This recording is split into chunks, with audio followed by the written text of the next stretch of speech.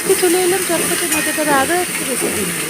ছোটো ছোটো কিউবের আকারে কাটা ক্যাপসিকাম, পেঁয়াজ, টমেটো তেলের মধ্যে দিয়ে নাড়াচাড়া করে আগে থেকেই ম্যারিনেট করে ভেজে রেখেছিলাম চিকেন, 100 গ্রাম চিকেন। বন্ধুরা, 100 গ্রাম চিকেনে থাকে 27 গ্রাম প্রোটিন।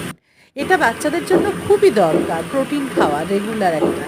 চিকেনটা ম্যারিনেট করা পেঁয়াজ, টমেটো, ক্যাপসিকামের উপরে ঢেলে দিয়ে অল্প করে একটু নুন আর সোয়া সস আর চিলি সস দিয়ে আর একটু টমেটো সসও দিয়ে দিয়েছি তার সঙ্গে, নাড়াচাড়া করে নিয়ে খুব সুন্দরভাবে জিনিসটা তৈরি হয়ে গেল। বেশি নাড়াচাড়া করে ভাজার দরকার নেই, অল্প একটু ভাজলেই জিনিসটা তৈরি হয়ে যায়।